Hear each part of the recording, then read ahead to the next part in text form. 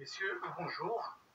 Je voudrais être bref dans cette petite vidéo qui s'adresse aux militants des droits de l'homme et des Français qui sont authentiques, les Français de l'humanisme de la Révolution de 1789 et les Français de mai 68 et les Français qui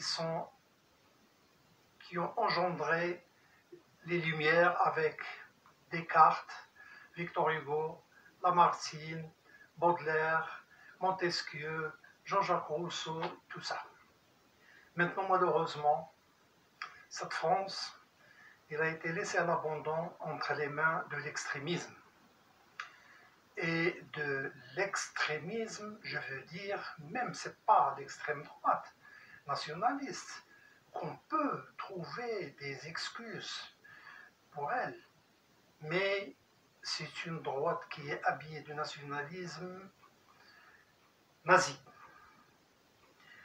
des néo-nazis qui détestent toute race qui est contraire à leur, qui est différente de la leur, qui conteste toute pensée, du courant de pensée qui n'est pas le leur, parce qu'ils sont à court d'idées, ils ne peuvent pas convaincre par la discussion et par le débat des idées. Ceci, vous allez me dire, on le sait, on le connaît. Là, je m'adresse à mes compatriotes marocains, puisque je suis d'origine marocaine et je suis marocain. Je n'ai pas d'origine marocaine. Je suis marocain. Je suis marocain pourquoi? C'est ce que, malheureusement, les gens d'ici, ils ignorent.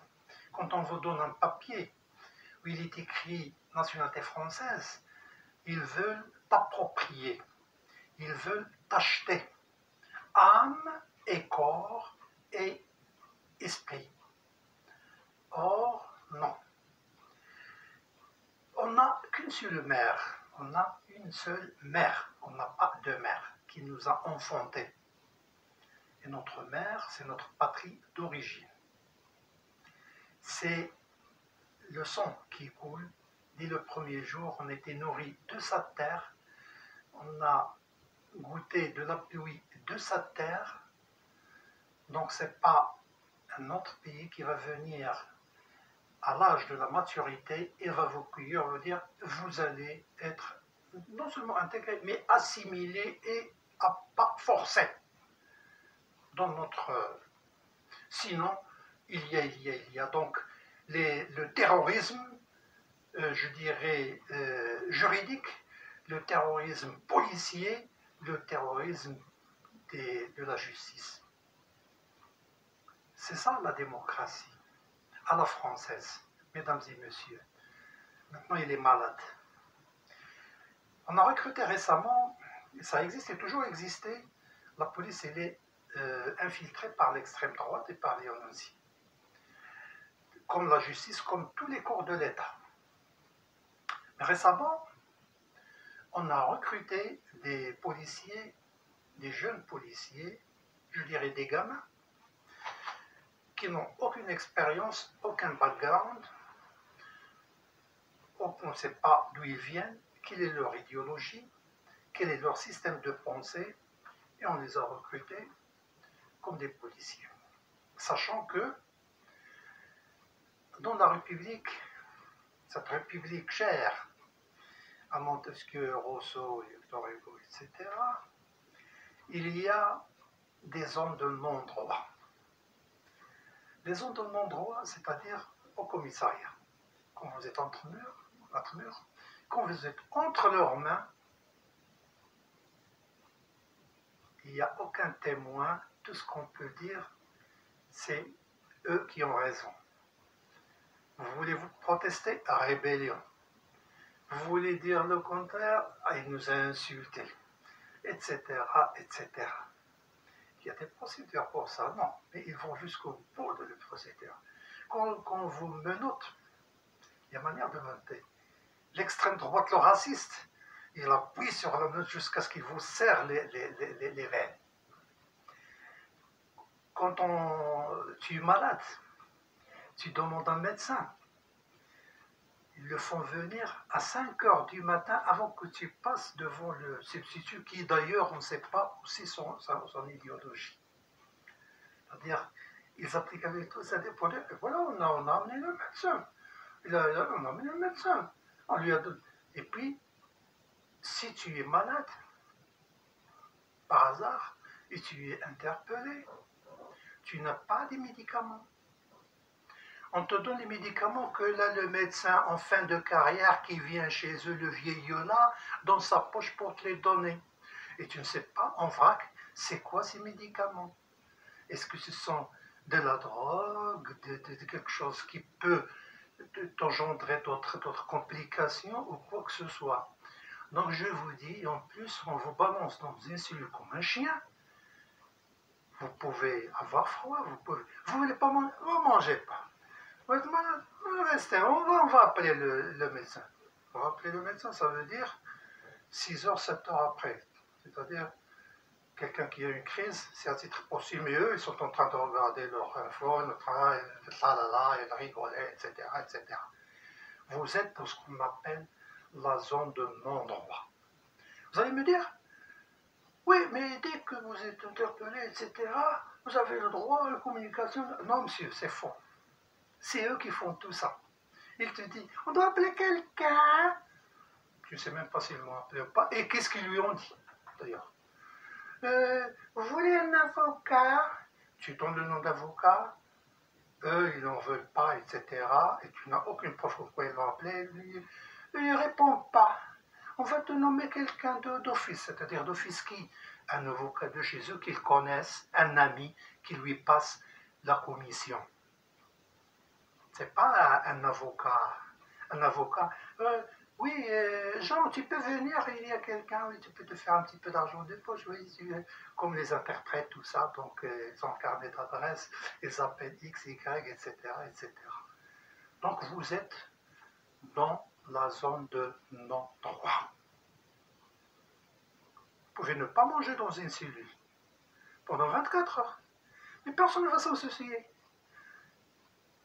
Mais vous pouvez rester sans couverture, sans rien. Personne ne va s'en soucier.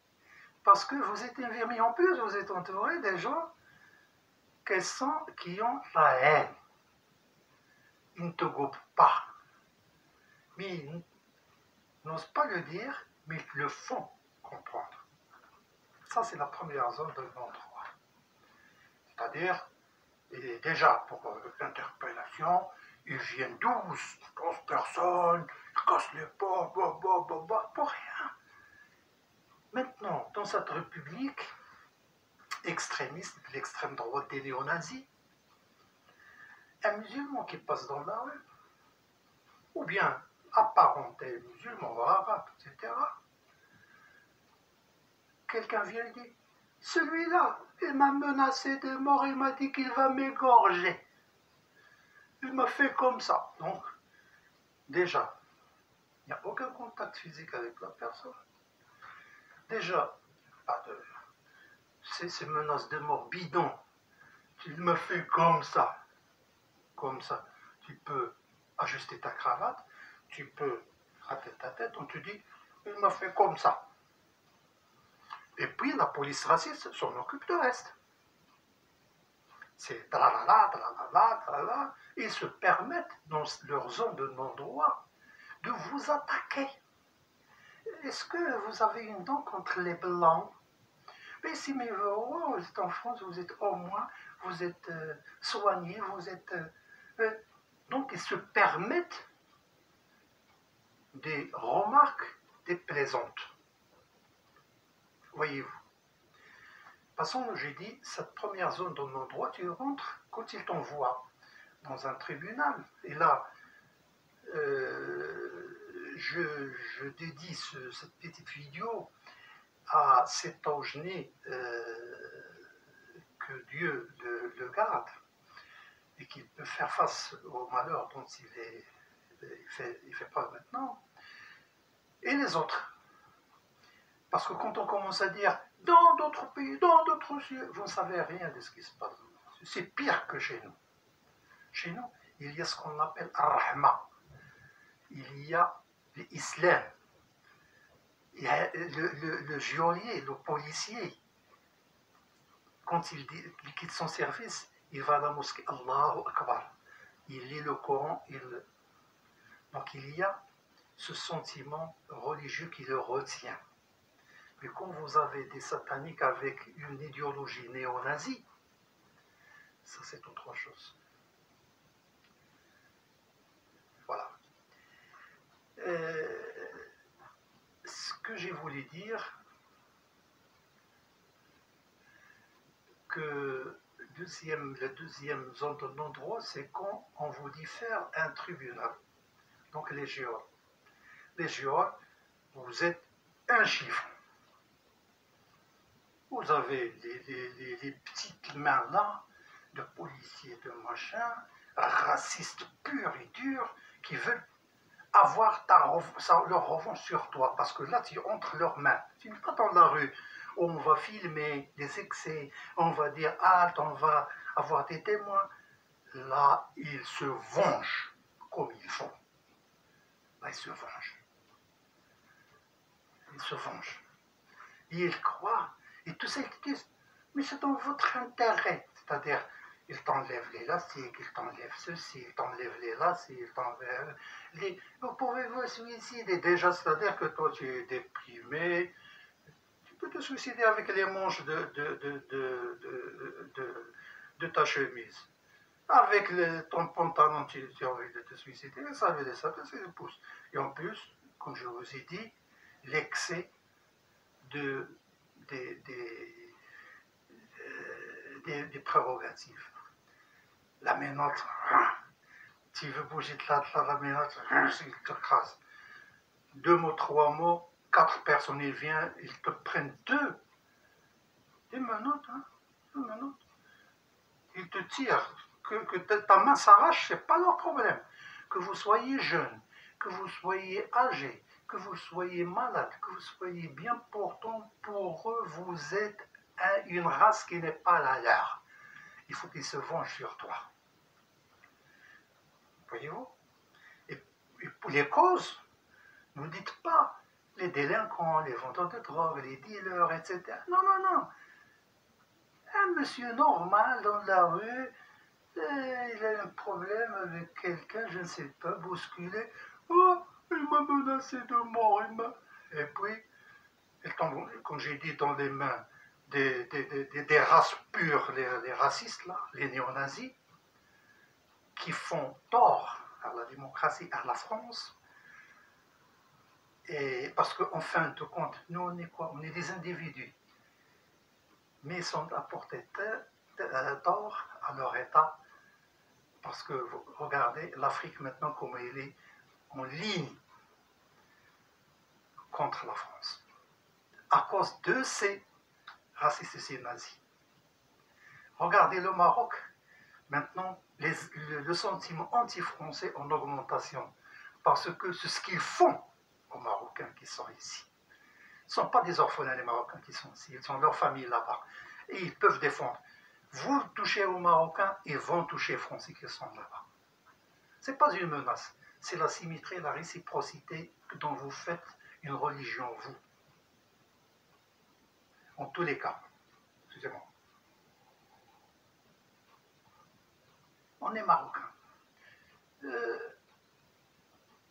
Si par hasard, vous encouragez votre pays, par exemple, le Maroc, ou bien le Ghana ou le Gabon, vous mettez votre drapeau dans vos fenêtres, on vient vous dire détérioration des fenêtres. Et les autres, ils peuvent en droit, et ils vous obligent, vous dites, mettez les drapeaux dans vos fenêtres de la France. Et quand vous mettez le drapeau de votre appartement, de votre mère, de votre sang, on vous traite comme quoi. Et puis les racistes, donc ils regardent, ils sont hypocrites.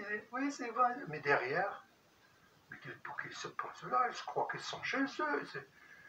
Non, monsieur, Parce que chez moi, le Français lève le drapeau français le jour de la fête nationale, le 14 juillet. Ils font la fête dans l'ambassade et le consulat, etc. Et les gens ne leur disent rien. Voyez-vous, ils se baladent avec le drapeau français sur le torse. Avec PSG, personne ne leur dit rien.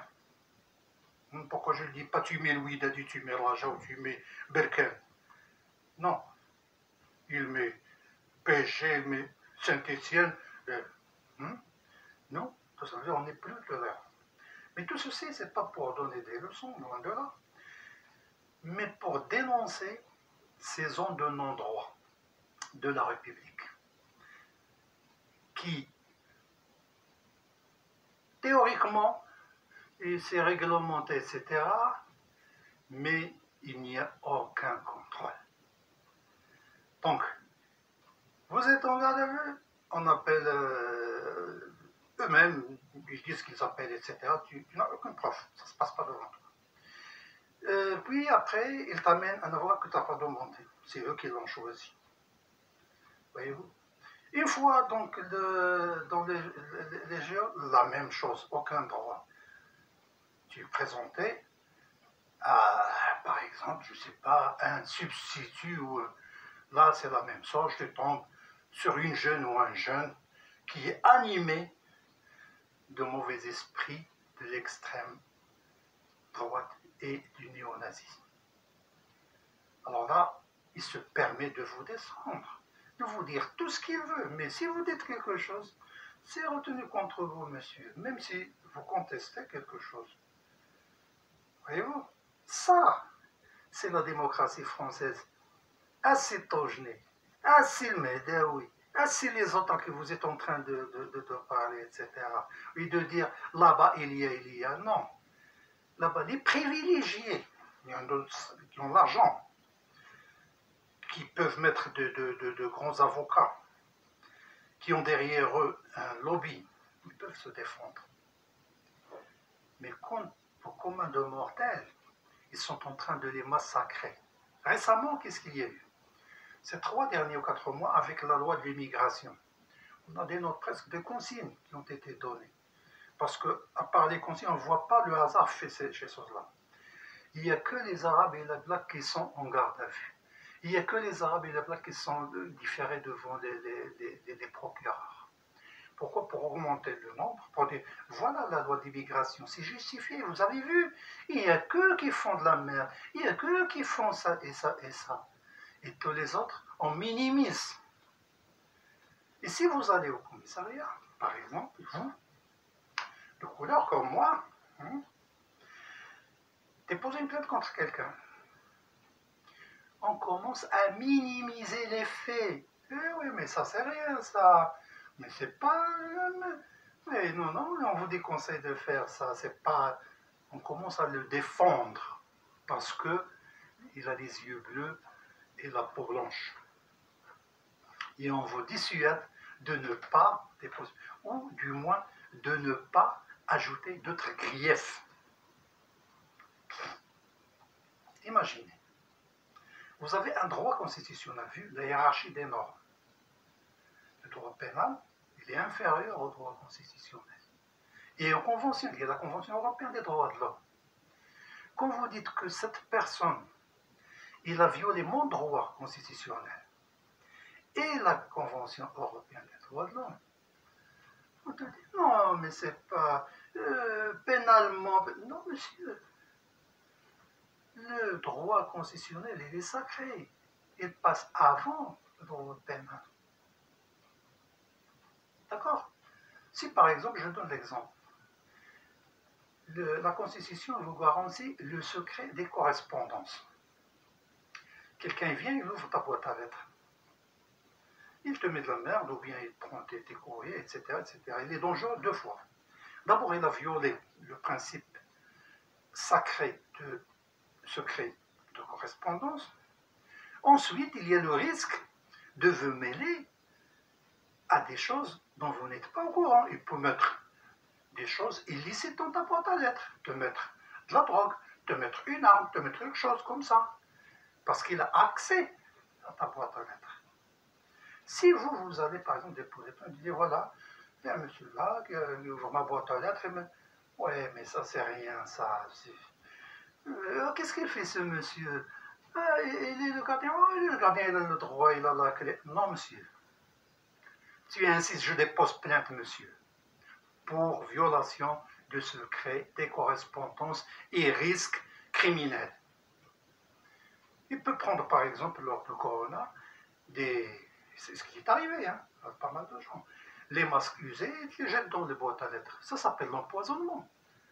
Va au commissariat dire que Jean-Jacques machin il m'a jeté, et c'est rien ça, et t'as une preuve que c'est lui, que c'est etc.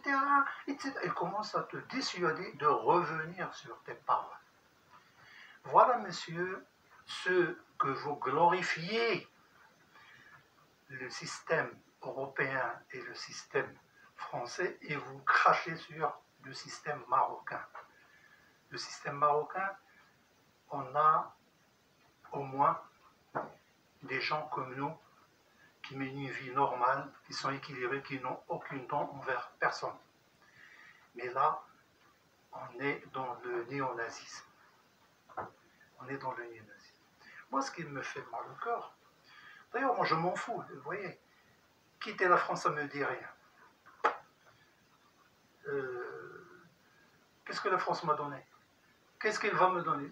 Le Maroc, il m'a donné moi. Je suis là. C'est lui qui m'a fait grandir. C'est lui qui m'a éduqué. C'est lui qui m'a appris à parler. C'est lui qui m'a appris à être ce que je suis. Mais la France, il veut t'apprendre tout. Il veut t'apprendre ta personnalité, ta marocanité, tes origines, tes mœurs, ta religion. Il veut te prendre tout pour que tu sois un grand zéro. Ces racistes-là, ces néo-nazis, moi je m'adresse juste un pas. Ça, ce que vous voyez devant moi, ce monsieur-là, ça c'est mon grand-père. Il a fait avec eux la première et la deuxième guerre mondiale. Mon père aussi était dans les tirailleurs marocains. Alors ton père, toi le raciste, le néo-nazi, que tu viens là, un gamin, tu rentres, tu mets des brodequins, tu serres le pantalon sur tes fesses et tu commences à insulter les gens et à les maltraiter derrière le mur, alors que dehors tu es incapable de... Je te dis, où est-ce qu'il était tes parents? Il n'est même pas français, tu trouves, il vient de Bulgarie, de Pologne, d'Italie, je ne sais pas d'où. Et ils veulent se montrer comme quoi ils sont français contre les envahisseurs. Alors si on fait le compte, les envahisseurs, ça compte par l'argent, pas par le nombre d'êtres humains. Voyez-vous? Donc, moi je dis que vous êtes encore en train de coloniser les pays par votre pognon. Mais heureusement maintenant, on se retourne vers d'autres pays. Ce qu'on appelle gagnant-gagnant. Et là, moi je tire chapeau à ces racistes, à ces néo-nazis, pour une chose qu'ils ont réussi. C'est qu'ils ont réussi d'isoler la France. Ils ont réussi à mettre tout le monde sur le dos de la France. Voyez-vous? Donc c'est ça ce qu'ils ont réussi à faire. Même la France, quand il va faire des guerres, il ne la fait pas avec ses yeux bleus les mains. Il l'a fait avec la Légion étrangère, avec les Africains, avec les Arabes, avec les étrangers de Pologne, les machins, etc. Il ne la fait pas avec l'armée, les yeux bleus blancs. Donc, moi je vous dis, soyez fiers de votre pays. Jusqu'à la fin de votre vie. Et tout ce qu'on vous miroite ici, on peut vous le retirer d'un jour à un autre. C'est un papier. C'est un papier. Demain, il va venir l'extrême droite et il va remettre en cause ce papier. Et puis, voilà. On ne peut pas avoir deux mères. Quand ta mère est la couche, tu n'accouches pas En même temps, pièces détachées, la tête une mère et les pieds chez une autre mère. Il n'y a qu'une mère. Et ta mère, c'est ta patrie. Sauvegarde-la, sois fier de ta patrie, mène des actions pour corriger et réformer s'il le faut, mais jamais d'inigrer et de faire l'apogée de pseudo-démocratie, d'étincelles, alors que dans les zones de non-droit, ils sont horribles. Et d'ailleurs, vous avez vu Guantanamo, vous avez vu Bourgalie, vous avez vu ces exemples de la démocratie. Donc, on vous vend des chimères. Réveillez-vous. Donnez l'exemple avec d'autres pays qui sont semblables du point de vue développement intellectuel, etc., de vous. Ne pas, parce que l'époque des symboles, c'est terminé. La France humaniste, la France de la Révolution, la France de Rimbaud, la France de Molière, la France de Descartes, la France, c'est mort. Maintenant, c'est la France des voyous. La France des voyous. Avant, le policier était un père de famille. Quand vous approchez de lui, il vous donne, vous savez, avant de vous parler. Il vous parle avec politesse, monsieur, etc., etc. Et vous pouvez même lui demander l'orientation, est-ce que je peux. Il peut vous dire, vous prenez tel métro, tel changement, etc. Maintenant, allez parler à un policier. Le policier ne sait qu'une seule faire, qu'une seule chose. Vos papiers. Vos papiers. Mettez-vous contre le mur. Voilà. Tout de suite, c'est la police nazie. Tout le monde est suspecté.